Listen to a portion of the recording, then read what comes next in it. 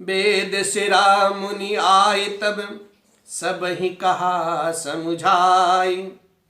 पार्वती महिमा सुनत रहे प्रबोध ही पाई।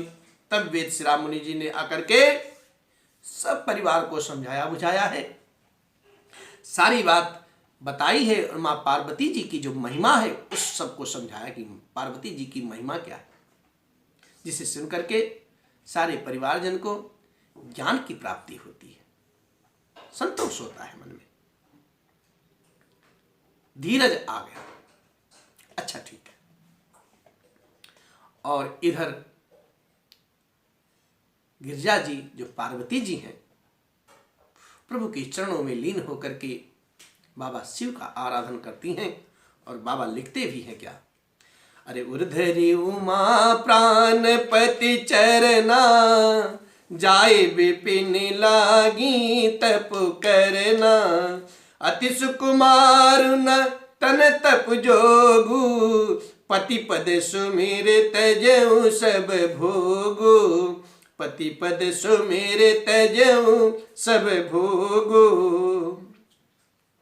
पार्वती जी ने अपने हृदय में अपने प्राणपति महादेव जी का स्मरण किया है, ध्यान किया है और उनके श्री चरणों में प्रणाम पूर्वक करते हुए, नेह लगाते हुए जंगल में जाकर के घोर तपस्या करती।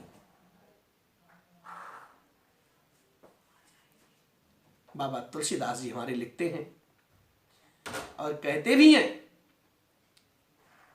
मैया का जो शरीर है ना बहुत सुकुमार है,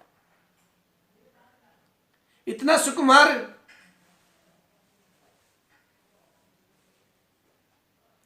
फूल से भी कोमल है मां। और वो जाकर के महादेव जी के श्री चरणों में लीन होकर के जंगल में नाना प्रकार के दुख सहते हुए तपस्या कर रही, सब सुखों को मां ने त्याग दिया है। लेकिन भगवान की स्थिति, भगवान के चरणों में लीन होने की जो मति है, ऐसा नित्य नया नवीन उपजता है हृदय में अंकुर, प्रेम रूपी अंकुर, श्रद्धा रूपी अंकुर, नित्य नया नवीन हृदय में आनंद और उत्साह भर जाता है बाबा के श्री चरणों में नेह लगाने से। और मां ने सब कुछ बिसरा दिया,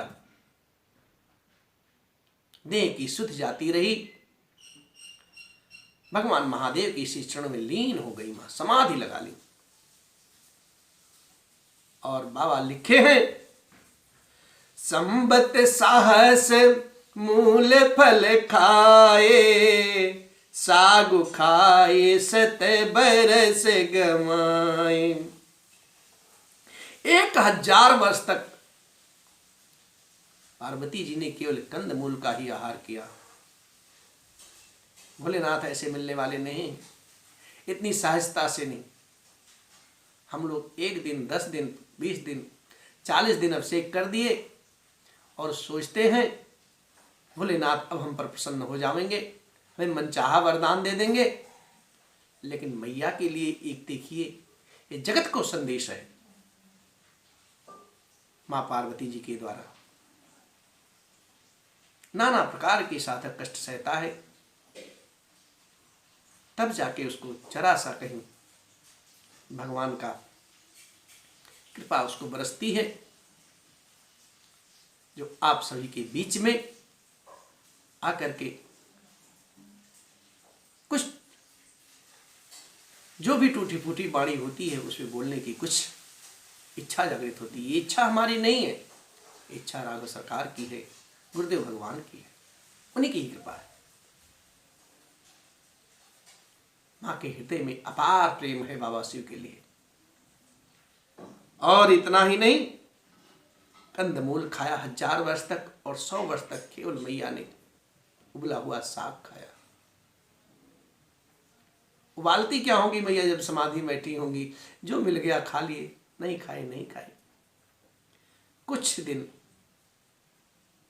दिन माँ ने भोजन पे रहा, अपने शरीर को रखा। कुछ दिन जल पी करके अपना जीवन यापन किया। कुछ दिन माँ दोनों त्याग दिए, फिर वायु के ही आधार पर रह गई माँ। बहुत कठिन उपवास किया माँ ने।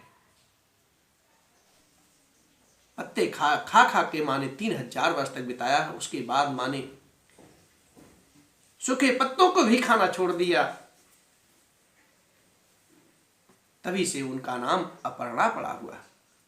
अपर्णा के नाम से माँ विख्यात हुई। पुनि परिहर्यउ सुखान्यउ परना, उमहि नामु तब भयउ अपर्णा। देखि उमहि तप खेन शरीरा, ब्रह्म गिरा भय गगन गंभीरा। और इस प्रकार से माँ ने भोजन त्याग दिया, साग खाना त्याग दिया, जल पीना त्याग दिया, फिर वायु के आधार पर रहने लगी माँ। फिर जमीन पर गिरे हुए सूखे पत्तों के, बेल के जो पत्ते होते उसको खा के मैया बिताया है समय। ऐसी अपार तपस्या माँ ने की है, कठिन तपस्या। और फिर होता क्या है, माँ का शरीर क्षीण हो गया। आकाश से गंभीर आकाशवाणी होती है, क्या? अरे भयउ मनोरथ सुफल तव, सुन गिरिराज कुमारी। परिहरु दुसह कलेश सब, अब मिली हैं त्रिपुरारी, अब मिली हैं त्रिपुरारी। बोलिए शंकर भगवान की जय। आकाशवाणी होती है, हे गिरिराज कुमारी पार्वती जी, ये तप जो आपने किया है आपका पूर्ण होता है और आपका सब मनोरथ सफल होगा।